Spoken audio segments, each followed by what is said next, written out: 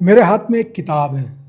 इस किताब का नाम है विजार्डियस और इसके लेखक हैं आदित्य शर्मा।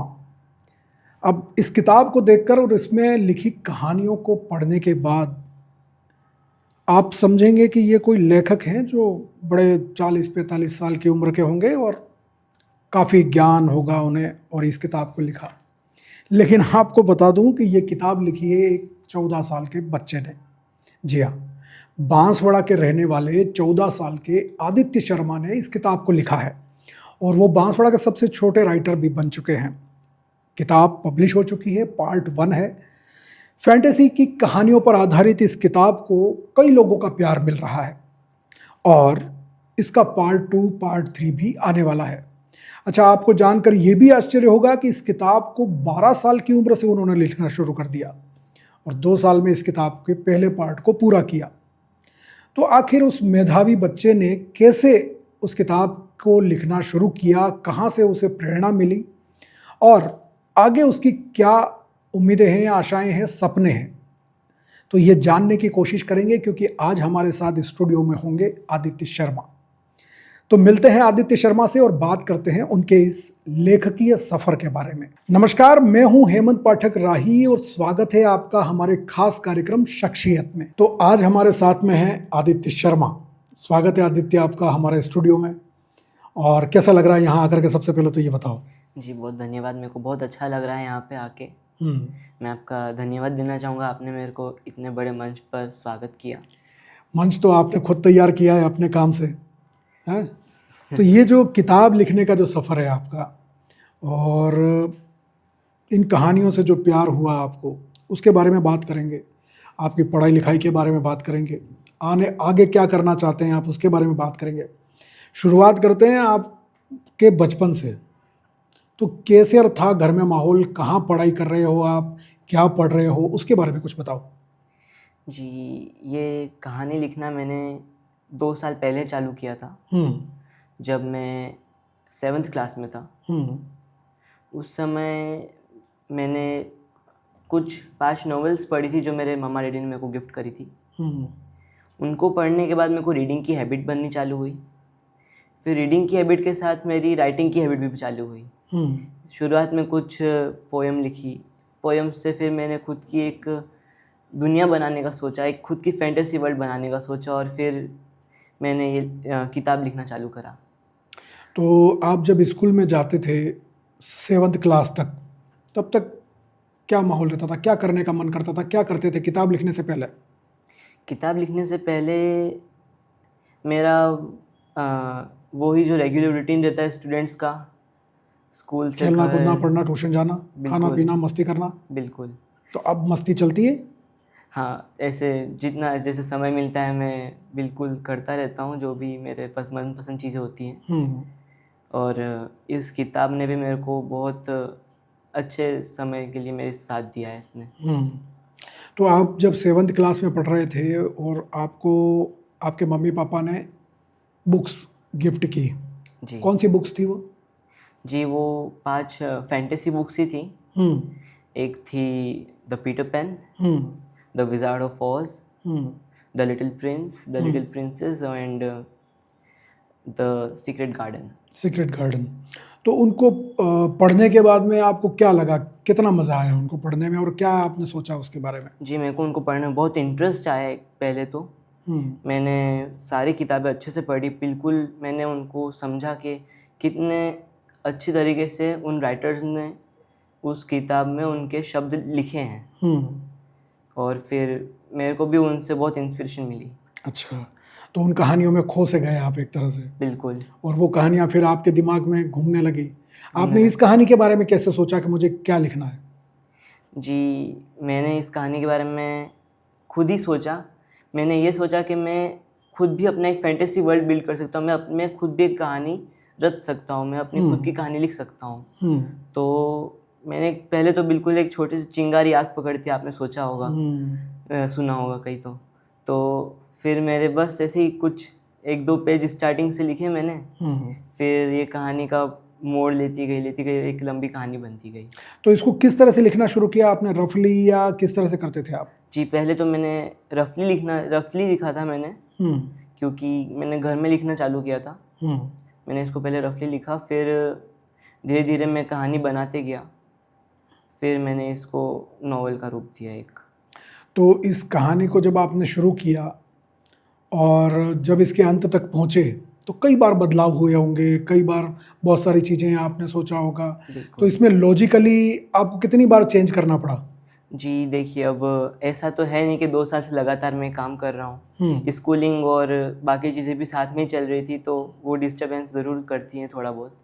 एग्ज़ाम्स भी थे बीच में मेरे, तो उस वजह से इस पे थोड़ा पोज भी लगा। पीछे की स्टोरी मेरे को बार बार पढ़नी पड़ती थी कि मैंने पहले क्या लिखा है, आगे क्या लिखना है, सोचना पड़ता था। तो बीच के ब्रेक्स थे, उन्होंने ज़रूर बीच में थोड़ी सी मेरे को दिक्कत दी, और कुछ चीज़ें मैंने बदलनी भी चाहिए और उनको बदला, और फिर लिखा मैंने आगे का काम। खाना पीना, सोना, स्कूल पढ़ना, होमवर्क, इन सारी चीज़ों के बाद में इसके लिए कितना समय निकालते थे? इसके लिए दिन में लगभग 1 घंटा मिल गया, आधा घंटा मिल गया, मतलब जितना जो समय आपको लग रहा है कि मैं इसको दे सकता हूँ, मैं ज़रूर मेरा पूरा बेस्ट ट्राई करता था मैं इसको दे दूँ। तो पढ़ाई करते करते कभी इसके बारे में सोचा करते थे? जी कभी तो ऐसा होता ही था कि वही कहानी चल रही है दिमाग में, उसी के बारे में चल रहा है, पढ़ाई भी चल रही है, कहानी भी चल रही है, क्योंकि तो इससे पढ़ाई पर कुछ फर्क पड़ा आपके? हाँ, थोड़ा बहुत मेरे को ऐसा लगता है पढ़ा होगा, बिकॉज मेरा 7th 8th का रिजल्ट बिल्कुल ही आउटस्टैंडिंग नहीं, बट ठीक था। मैंने 7th में 85% रखा और 8th में 81% रहा मेरा। और अब 9th में है आप? बिल्कुल। ठीक है, और अब आने वाली बोर्ड है, CBSE है। हाँ। ठीक है, तो अब इसके सेकंड पार्ट पे काम शुरू हो गया? नहीं, अभी मैंने पार्ट पे चालू काम नहीं करा है। मैंने सोचा है कि एक बार थोड़ा अभी पढ़ाई पे ज़्यादा फोकस करूँगा, क्योंकि अभी वो ज़्यादा इम्पोर्टेंट। तो आपकी इस किताब में एक ही कहानी है या अलग अलग कहानियाँ हैं? ये पूरी एक ही कहानी है। एक ही कहानी है। और क्या प्लॉट है इस कहानी का?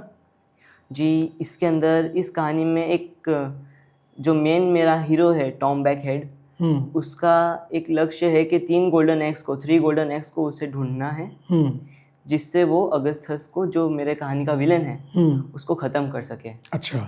और अब आपको जानने के लिए कि क्या टॉम बैकहेड वो 3 गोल्डन एग ढूंढ पाता है कि नहीं पाता है, अगस्थस को ख़त्म कर पाता है या नहीं, वो जानने के लिए आपको कहानी पढ़नी पड़ेगी।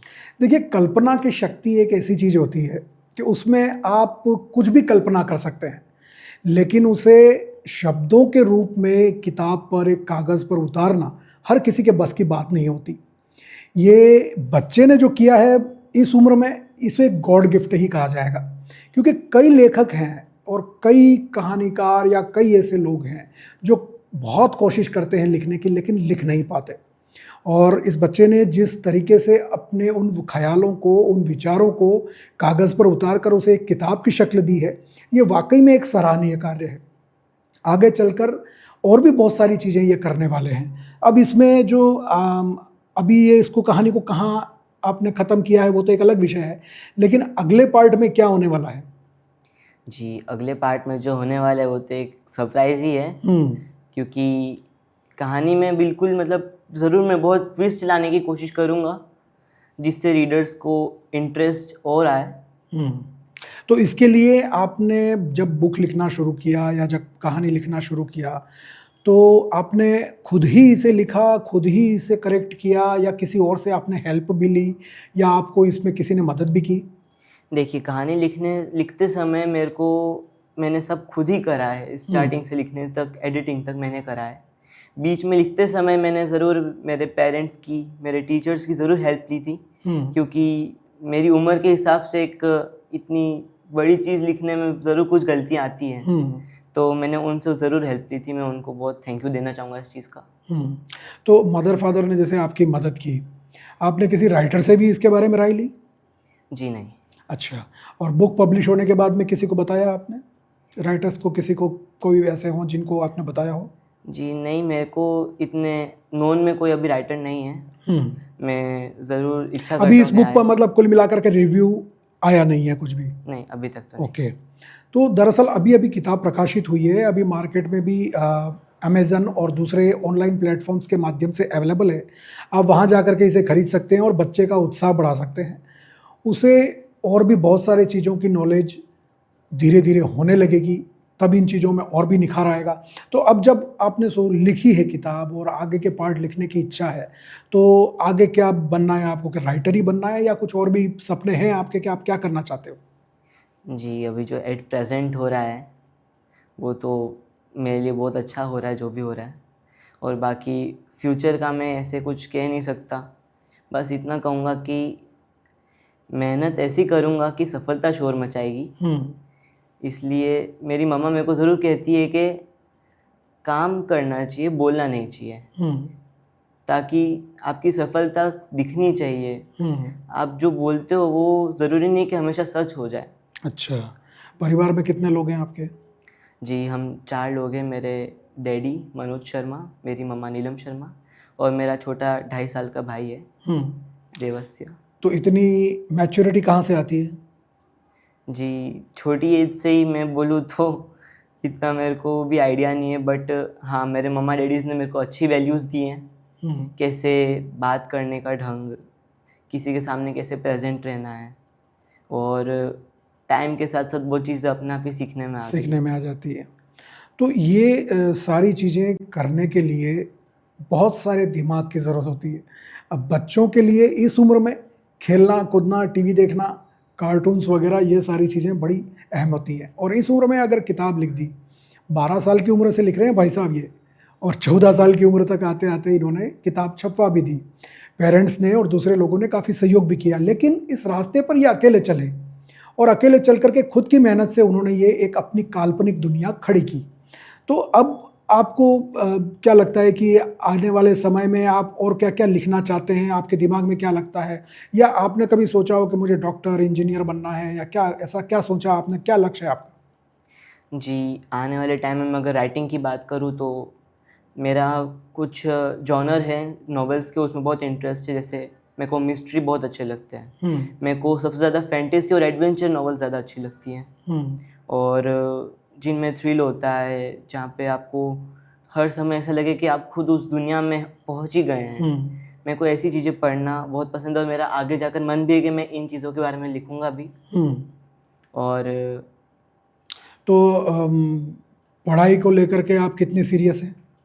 पढ़ाई को लेकर मैं अभी मैंने सोचा है कि अभी बुक मैंने इसलिए पब्लिश कराई क्योंकि अभी मेरे समर वेकेशंस चल रहे थे, और फिर अब मैं 9th में हूँ, जो कि वो ये भी मैं इजी तो नहीं कहूँगा, मेरे लिए तो टफ ही है। तो मेरे को इसके ऊपर भी पूरा फोकस देना था, और ये बुक मेरी इससे पहले कंप्लीट हो चुकी थी फरवरी तक। तो मैं बस समर वेकेशन का वेट कर रहा था। इसमें भी मैंने अपनी पहले पढ़ाई पे फोकस करके पहले मैंने अपनी पढ़ाई कंप्लीट करी, उसके बाद मैंने इस बुक की एडिटिंग के साथ पब्लिशिंग के लिए काम किया। अच्छा, हाँ। तो अब जब बुक पब्लिश होकर के आ गई आपकी, जी, कैसा फील हुआ? जी, मेरे को जब पहले मेरी बुक मेरे हाथ में आई, जब मेरे को डिलीवरी मिली मेरे बुक की, जब डिलीवरी आई थी तब मैं घर पे नहीं था, मैं ट्यूशन में था। मैं जैसे ही ट्यूशन से घर आया, मैंने भगवान के मंदिर के बाहर बुक पड़ी पैकेट देखा, मैं मतलब बता नहीं सकता जो खुशी थी ना अंदर, जो मतलब ऐसा लग रहा जैसे कोई dream came true, my dream came true at that moment. Okay. Then बस मैंने पहले बुक खोली, फटाफट वीडियो बनाया मेरे मम्मा डैडी ने, फिर मेरी दादी को मैंने कॉल करा, उनको दिखाया, उन्होंने मेरे को ब्लेसिंग्स दी। ओके। और मेरे को बहुत अच्छा लगा वो मोमेंट मेरे लिए पूरे ज़िंदगी में मेरे को याद रहेगा, मेरी पूरी ज़िंदगी। वो एक मोमेंट ऐसा होता है जब लगता है कि मेहनत सफल हुई, जब मेहनत सफल हुई। तो अब जब फिर आपने सबसे पहले बुक और किस किस को दिखाई? देखो, मैंने बुक किसी को ऐसे दिखाई नहीं, मैंने ज़रूर, मेरी एक टीचर हैं, मेरे क्लास टीचर थे अपाला मैम, मैंने उनको ज़रूर मेरी पहले जाके बुक दिखाई, क्योंकि उन्होंने वो मेरे इंग्लिश टीचर थे, उन्होंने मेरे को बहुत सपोर्ट किया इस चीज़ के लिए। उन्होंने मेरे को कभी ऐसा नहीं किया कि तुम इस चीज़ को फोकस ना करके पहले स्टडीज़ पे फोकस करो। उन्होंने मेरे को मेरी बुक लिखने में बहुत हेल्प करी कि ग्रामेटिकल मिस्टेक्स होती हैं, तुम वो उसको सही कैसे कर सकते हो, तुम्हारे वर्ड और कैसे तुम एनहेंस कर सकते हो। तो मैं उनको बहुत थैंक देना चाहूँगा, क्योंकि एक स्टोरी लिखना आसान नहीं होता, और होता। काल्पनिक स्टोरी लिखना तो और मुश्किल होता है। हाँ। हालांकि उसमें ये ज़रूर है कि कल्पना के घोड़े दौड़ते हैं तो बहुत सारी चीज़ें आ जाती हैं।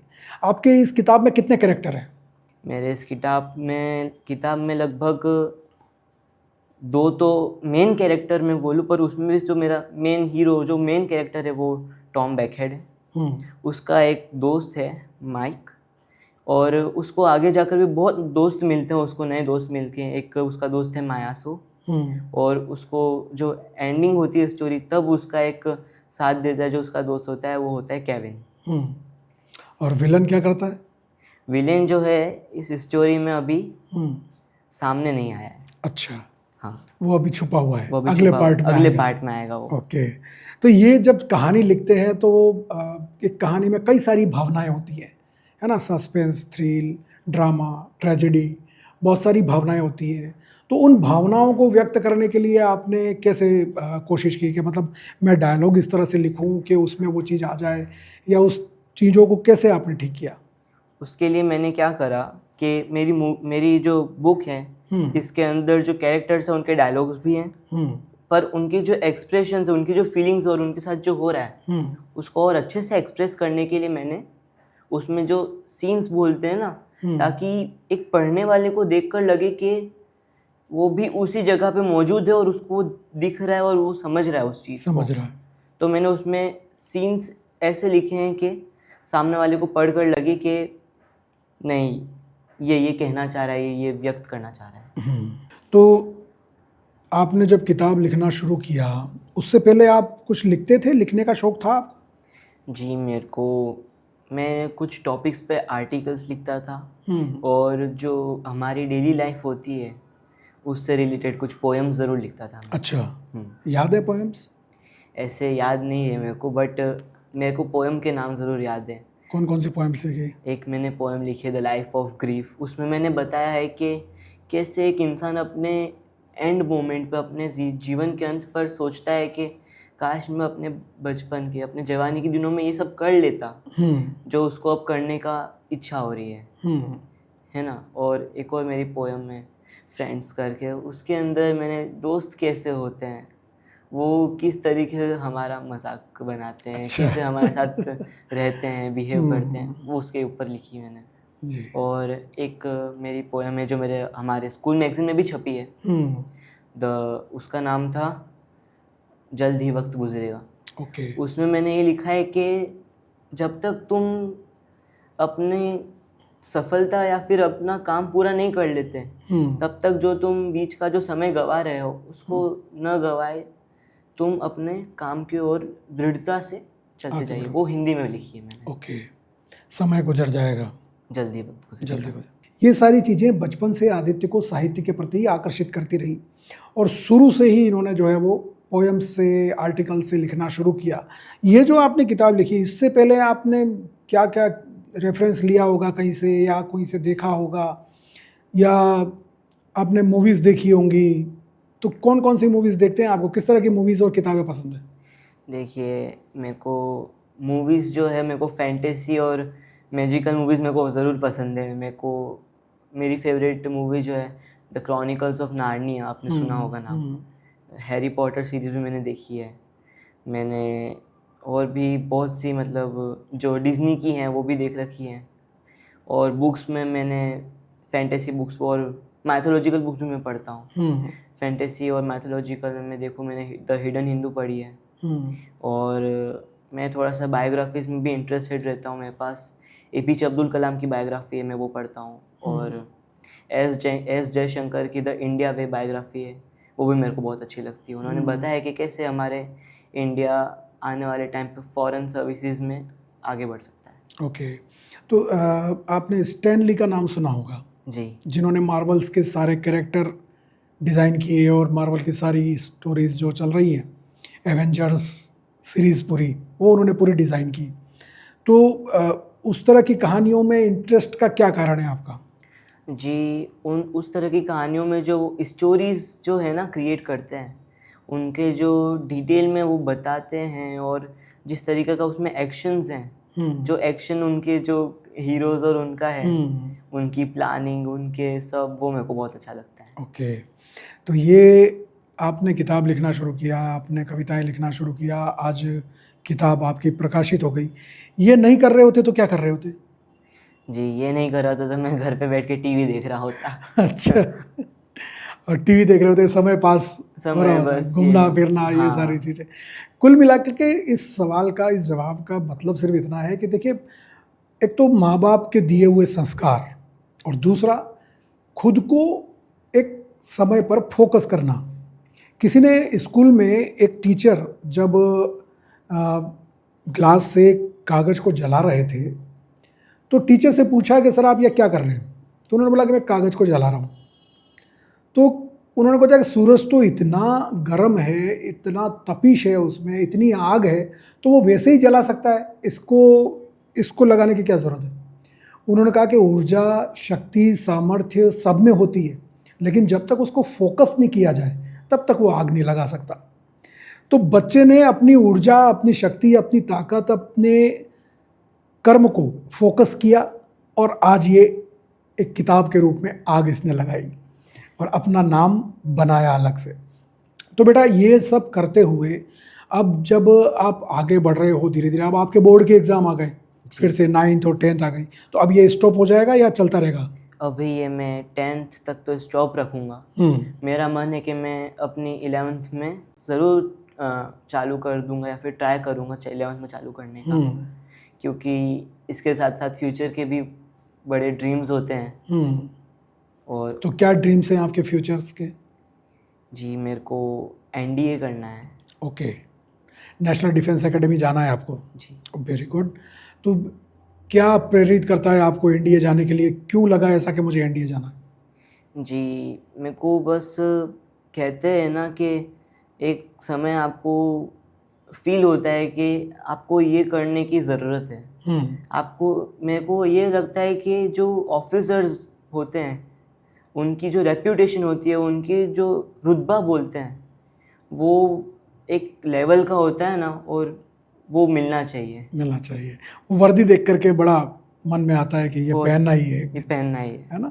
तो ये सारी चीज़ें करते हुए जब आप आगे बढ़ रहे हैं, आपके आने वाले एग्ज़ाम भी हैं, और अब 9वीं 10वीं की भी तैयारी होने वाली है, तो अब नया एडिशन आने में या पार्ट 2 आने में 2-3 साल और लग जाएंगे? हो सकता है लग जाए। तो अभी आपने इसकी प्लॉट तैयार कर लिया है, सेकंड पार्ट में क्या होगा? जी, ये तो तैयार है मेरे पास। क्या होगा, बस लिखना जो है वो अलग टास्क होता है, क्योंकि आपके दिमाग में जो आइडिया है वो आज है मेरे दिमाग में तो कल नहीं है, ऐसा होता है। तो आप जब उस चीज़ को कंटिन्यूएशन में रखते हो ना, तो वो चीज़ और अच्छे से निखर के आती है। इस बुक में भी मैंने समय लगा, तो मेरे को 2 साल इसलिए लग गए क्योंकि मेरे बीच में कंटिन्यूएशन नहीं था। अब जो दूसरी पार्ट आएगा तो मैंने सोचा उसमें मैं कुछ भी हो कंटिन्यूएशन में ही रखूँगा, जिससे जो मेरे दिमाग में जो चीज़ें आ रही है ना, वो कभी निकले ना, और जो बुक है उसका जो अंदर का जो मैं बोलूँ जो मैटर है वो बेटर हो, ओके, एनहेंस्ड हो। तो आपने किताब लिखने के अलावा और क्या क्या शौक रखे हुए हैं?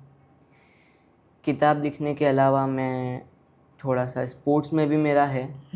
मेरे को टेबल टेनिस खेलने का शौक़ है। मैं एकदम प्लेयर नहीं बोलूँगा, मेरे को स्पोर्ट्स में टेबल टेनिस खेलने का शौक़ है। बाकी ऐसे फ्री टाइम या मी टाइम रहता है तो अभी, पहले तो मैं इसके ऊपर देता था, अब जो है मेरे पास मी टाइम में उसमें थोड़ा सा अपना एंटरटेनमेंट कर लेता हूँ, टीवी देख लेता हूँ। ओके, घूमने फिरने का कितना शौक़ है? घूमने का मेरे को अच्छा लगता है, मेरे को पहाड़ों पे घूमना पसंद है। हमने अच्छी ट्रिप्स कर रखी है, महाबलेश्वर की, मसूरी की, और यहाँ शिमला और मनाली, और मैं यहाँ पे जा चुका हूँ। पहाड़ अच्छे लगते हैं मेरे को। तो आपको इस काम में मदर फादर का कितना सपोर्ट मिलता है? अब इस पे मैं आपको बोलूँगा कि कोई भी आप कोई बड़ा काम करते हो तो बिना आपके पेरेंट्स के सपोर्ट के वो पॉसिबल नहीं है। मतलब पहली चीज़ तो इसमें थी कि मेरे को ये लिखने का एनवायरनमेंट देना।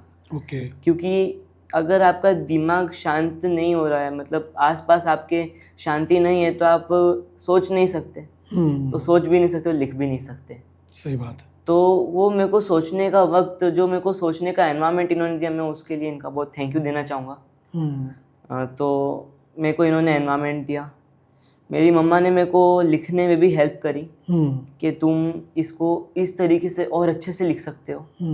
मैंने उनकी एडवाइस ली। मेरे डैडी ने मेरे को पब्लिशिंग में बहुत सपोर्ट किया और उनका बहुत अच्छा रोल रहा था इसमें, क्रूशियल रोल उन्होंने प्ले किया मेरी इस बुक के लिखने से पब्लिशिंग तक। तो ये जब आपने लिख लिया, सारी चीज़ें हो गई, तो पब्लिशर तक कैसे पहुँचे आप? तो पब्लिशर तक पहुंचने की स्टोरी ऐसी थी कि मैंने पहले इस बुक का पीडीएफ बनाया। पेजेस को सॉर्ट करके मैंने पीडीएफ। टाइपिंग किसने की? टाइपिंग मैंने करी। ओसीआर टूल मैंने यूज़ किया था ताकि पेज मैंने जो लिख रखे हैं हैंड रिटन पेजेस, उसको मैं स्कैन करके जो उसके अंदर के वर्डिंग है वो निकाल के पेस्ट कर सकूँ। तो मैंने ओसीआर टूल से मेरी जो स्टोरी है मैंने उससे पेजों से कॉपी करके उसमें डाला और पीडीएफ बनाया, पूरा पेज सॉर्टेड। फिर मैंने रिसर्च करी, क्योंकि अच्छा पब्लिशर ढूंढना भी एक टास्क होता है बड़ा, क्योंकि आप सेल्फ पब्लिशिंग भी करना चाहते हैं और ट्रेडिशनल पब्लिशिंग करना नहीं चाहते। ट्रेडिशनल पब्लिशिंग मतलब आप खुद ही अपनी प्रिंटिंग प्रेस है, बट ऐसा तो था नहीं। और सेल्फ पब्लिशिंग मतलब आपका खुद ही होना चाहिए, किसी और पब्लिशर का ऐसे 50-50 बोलते हैं ना कि लाइक आधा क्रेडिट इनका और आधा क्रेडिट मेरा। मेरे को ये नहीं करना था, क्योंकि मैंने शुरुआत से लेकर एंड तक इस पर मैंने ही काम किया था।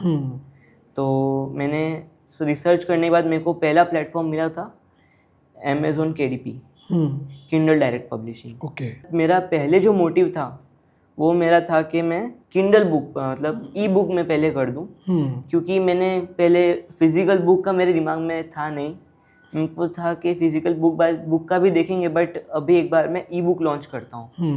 तो मैंने किंडल डायरेक्ट पब्लिशिंग से ई बुक लॉन्च करवाई पहले, जो करीब 17 जून की बात है, तब वो हुई। तो उसके बाद में फिर पब्लिशिंग? उसके बाद में किंडल डायरेक्ट पब्लिशिंग जो है वो इंडिया में अवेलेबल नहीं है, तो फिर मैंने इंडिया में पब्लिशर ढूंढे। तो उसमें नोशन प्रेस करके मैंने उनसे बात करवा कर इंडिया में वैसे पब्लिश कराया। तो पहली बार में वो आपकी बुक्स देख करके और इम्प्रेस हुए, या कैसे? कॉपीराइट उनका है या आपका है? कॉपीराइट मेरा है। उनका क्या रिस्पॉन्स था? उनका, मैंने जैसे बुक सबमिट करी वो मेरी बुक अंडर रिव्यू चली गई उनके पास। उन्होंने सब चेक करा कि ये हमारे गाइडलाइंस को मैच कर रही नहीं कर रही है। फिर मैंने उस हिसाब से उनका 2-3 दिन बाद अप्रूवल मैसेज आया, और फिर वो पहले उनकी वेबसाइट पे लाइव हुई, फिर अमेज़न पे आई, फिर फ्लिपकार्ट। तो अब ये किताब कहाँ कहाँ अवेलेबल है? अमेज़न, फ्लिपकार्ट और उनकी वेबसाइट पे। उनकी वेबसाइट पे available all over the world. तो ये हमारे साथ में है आदित्य शर्मा, जिनसे हम बात कर रहे थे उनकी किताब के बारे में। और एक छोटे से बच्चे ने जब अपनी कल्पना की दुनिया को कागज़ पर सजीव किया तो ये चीज़ निकल करके आती है जो आज मेरे हाथ में है। और अब आगे भी इसके बहुत सारे सपने हैं। हालांकि पढ़ाई का भी इसका अपना एक सपना है, इसको एनडीए में जाना है, ना देश की सेवा करनी है। लेकिन कलम जब इसने थाम ली तो इसने परिणाम भी दिए, और ये पूरी लगन और मेहनत के साथ और अपने समय के सदुपयोग के साथ इसने ये रिज़ल्ट दिया, और आज बांसवाड़ा के अंदर काफ़ी नाम कमाया है।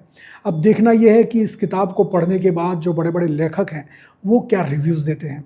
ये किताब फ्लिपकार्ट, अमेज़न और दूसरी साइट्स पर ऑनलाइन अवेलेबल है, तो आप भी चाहें तो उन किताब को वहाँ से ऑनलाइन मंगवा सकते हैं और पढ़ सकते हैं। तो आज आदित्य से बात करके हमें बहुत अच्छा लगा, और ऐसे मेधावी बच्चे बांसवाड़ा में हैं, इस बात का हमें गर्व है। ऐसे ही और भी कई टैलेंट्स हैं बांसवाड़ा के अंदर जिनको हम आपके सामने लाते रहेंगे। हमारे यूट्यूब चैनल, इंस्टाग्राम, फेसबुक और एक्स पर आप हमारा ये कार्यक्रम देख सकते हैं। इसके अलावा आप हमारे मोबाइल नंबर 9414102499 पर हमें अपनी राय दे सकते हैं। यदि आपको यह बातचीत अच्छी लगी हो तो आप ज़रूर लाइक करें, शेयर करें, हमारे चैनल को सब्सक्राइब करें और ज़्यादा से ज़्यादा लोगों को शेयर करें, ताकि इस बच्चे से उन बच्चों को भी प्रेरणा मिल सके जो इस उम्र में खेलने कूदने, टीवी देखने के साथ अपने समय का कुछ सदुपयोग कर सकें, ताकि वो आने वाले समय में एक नाम बना सकें। तो दीजिए इजाज़त, मुझे फिर मिलेंगे ऐसी ही किसी और शख्सियत के साथ में, उनसे बात करेंगे, चर्चा करेंगे उनके सफ़र के बारे में और जानेंगे उनकी संघर्षों के बारे में, और साथ ही प्रेरणा लेंगे और आपको भी प्रेरणा देंगे कि वे कैसे सफल हुए। तब तक के लिए दीजिए इजाज़त। बहुत बहुत धन्यवाद आदित्य, हमारे स्टूडियो में आने के लिए, हमसे बातचीत करने के लिए। धन्यवाद, नमस्कार।